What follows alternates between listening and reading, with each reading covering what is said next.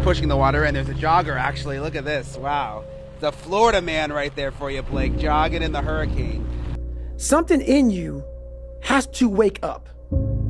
And usually the only person that can wake it up is you. Be the hero of your own movie. If your life was a movie and it started now, forget about whatever financial disasters you've had, personal failures, relationship failures. What would the hero of your life's movie do right now? Do that. No passion. There's no motivation. There's no, oh my God, man, no. It's every day of your life just doing. No passion, no discipline, no motivation. All these words, I hate that so many people use these words now because it's watered. Where's passion when you're 300 pounds? Where's the motivation when you can't read and write? Where is it? So how did this happen? I just did. It was life and death. Either you live or you die. Which one do you want, Tom? That was the decision. In the corporate life and in the gym. But if you want something bad enough, you can't let anybody tell you you can't do something. I'll repeat that. If you want something bad enough, you can't let anybody tell you you can't do something, not even yourself. A lot of days I'm like, oh, you can't do this, Tom. You can't be as quick as a 30-year-old on the computer. Let me show you. I would have arguments with myself. I could do it. We define ourselves far too often by our past failures. We look at our past and we say, well, that's me. That's not you. You are this person right now. You're the person who's learned from those failures, and you can choose to be the hero of your own movie right now. Write down your goals. Write down things you want to improve. Write down things you won't tolerate from yourself. Write down things that you've done in the past that you never want to see yourself do again, and go forth. Everyone is jealous of what you've got. No one is jealous of how you got it. Everybody wants the view, but no one wants the climb. We're up here because of 4 a.m. We're up here because of 2-a-days or 5-a-days. We're up here because we had a dream and let nothing stand in our way.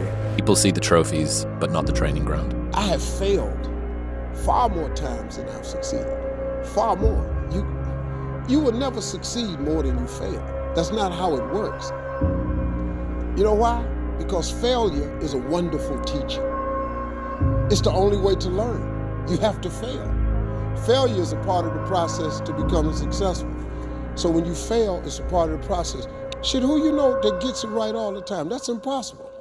You have to fail. Matter of fact, when you fail, be glad about it. Every time you fail, you're one step closer. The only way you're ever going to get to the other side of this journey is you have got to suffer to grow. To grow, you must suffer. Some people will get it and some people won't. Louis, a moment of pain is worth a lifetime of glory. Remember that. Do you think Michael Jordan was just interested in winning championships? You think Kobe Bryant was just interested in basketball? Those individuals are obsessed. Are you interested or are you obsessed? I became obsessed. I became obsessed with being the baddest mother God ever created. Am I that? I don't care. I believe it.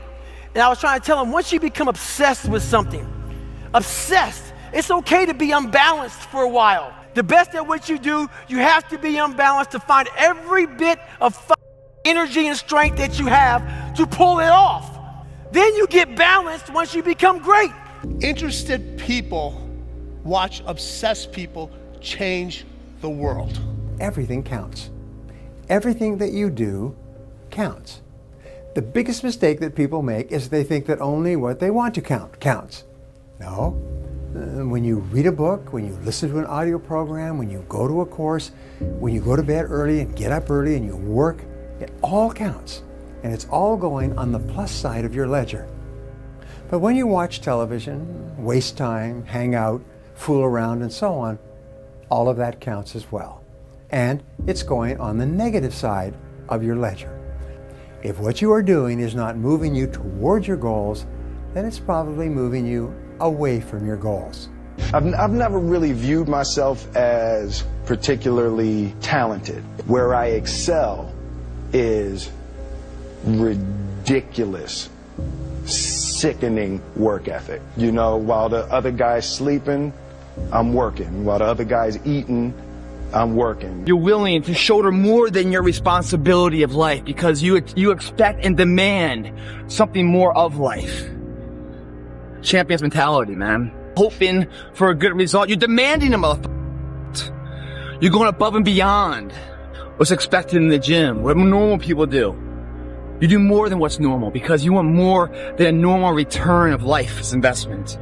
Les Brown's a motivational speaker. He made an analogy about this. He says, imagine you're on your deathbed, and standing around your deathbed are the ghosts representing your unfulfilled potential. The ghost of the ideas you never acted on. The ghost of the talents you didn't use. And they're standing around your bed, angry, disappointed, and upset. They say, we came to you because you could have brought us to life, they say. And now we have to go to the grave together. So I ask you today, how many ghosts are going to be around your bed when your time comes? You think when you're young that you have all this time. You have no time. There's no time. Every day when you get out of bed, life's standing right there to kick you in the face, man. Life is going to throw all kinds of crazy shit at you, right? You have to be ready for it, and you got to with it. You can't curl up into a ball. You can't run away from it. You can't hide. You have to take all this shit head on. Great things happen and really bad things happen, and you got to take it all in stride. And you got to pick yourself up the next day, strap your shoes back on, and get out there and go to war again. And you're going to fail, and you're going to fail, and you're going to fail, and you're going to fail, and then you're going to win. And that's life. Life without those challenges, it's just existence. Don't just exist.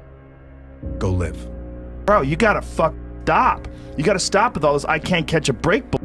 All the time you're complaining, you could be instead hustling. You could be instead chasing your dream. You could be instead figuring out what you're doing wrong, trying to improve certain aspects of your life, getting your together, reading a book, meditating, something.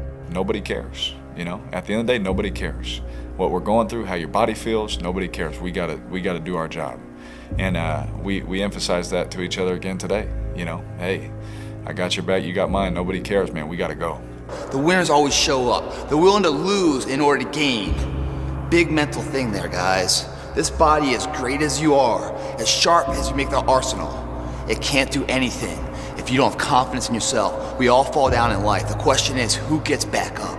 You go after and you give it all you have. If you lose, at least you tried, man. What would have had to have happened in a week for you to look back on that week with pride?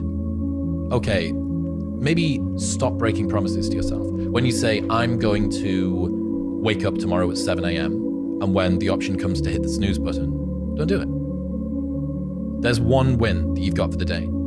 That's action. Then the next day comes and you're back playing again, and you understand that life has this cyclical nature where it's, you know, what you do on Monday, it's fantastic, but then Tuesday is a bad day. But guess what? There's Wednesday. Yeah. So are we just supposed to live our lives like this the whole time?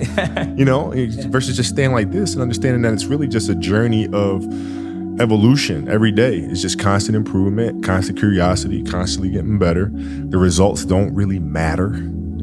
It's the figuring out that matters. Yeah, and we all get obsessed about the results. Yeah. Like we get obsessed about like the output, yeah, not the input, of not figuring it out and not like changing things. What you said, trial and error, like the experimenting. Yeah. We forget to do that. I was not always this strong guy you see.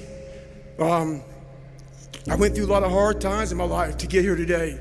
All I wanted to be was an uncommon man. In my whole life, I was not that. Much worse than that. So I came home one day from working at a job called Ecolab where I sprayed for cockroaches.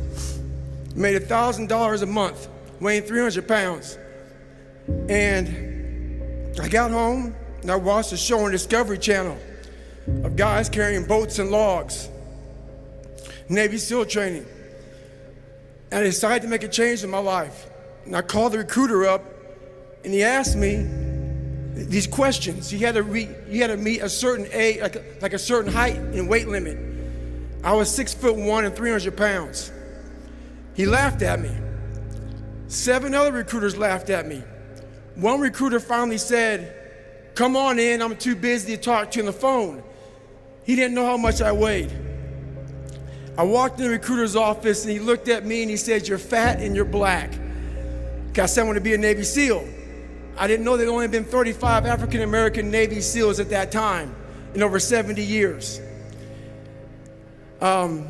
He said I basically had to lose 106 pounds in less than 3 months because of my age. I was getting too old. I came back 3 months later, 106 pounds lighter. I'm proud of you. I'm proud of you because I know how hard it is to take care of ourselves. I just had to get a picture of one of the next greats. I'm proud of you, my boy. You're not supposed to have it all together. You're not expected to have it all together. Anybody looks at you at 26, 27, 28 years old and says, "Hey man, what's wrong with you? How come you don't have everything figured out?" They're a fool. Knowledge and experience and wisdom takes time. Wisdom comes from experience, and experience takes time. The more experience you have, the more you learn from that experience, the wiser you can get.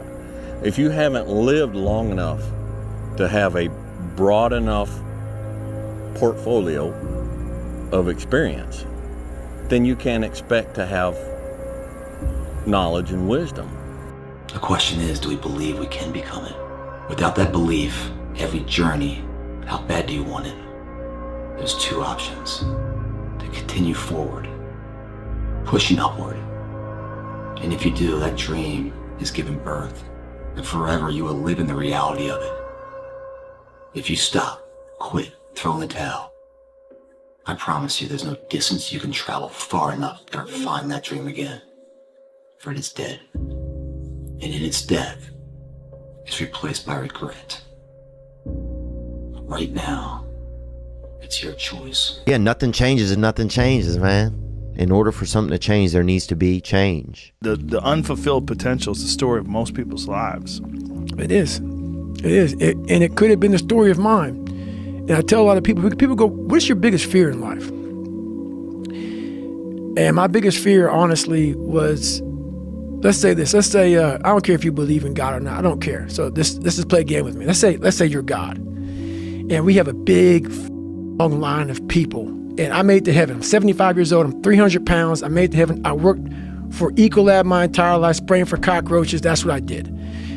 But I'm dead. I'm in heaven now. And you're judging us all now. So we're in line. We're all sitting there in line. You have Adam Brown. He has a big board up, and you're talking to Adam Brown about his life. And you rip it down, and I'm next in line, David Goggins. I see my name, and I see all this. God goes, "Hey," you say, "Read this, man." And I'm reading this list, and I'm seeing 182 pounds, Navy SEAL, Ranger School, motivational speaker, changing lives. Okay, man, pull-up record, all this shit. And I'm like, that's not me, man. And God looks at me and says, "That's who you were supposed to be." Well, life took me somewhere unexpected. I'm unprepared. It's about 6 degrees out here, and I'm underdressed. But guess what? No one gives a you gotta get the mother. Sometimes life can really hijack your fucking mind. When that happens to you, you're all fucking goals, your ambitions, everything is out the window. In life, we all go through different things.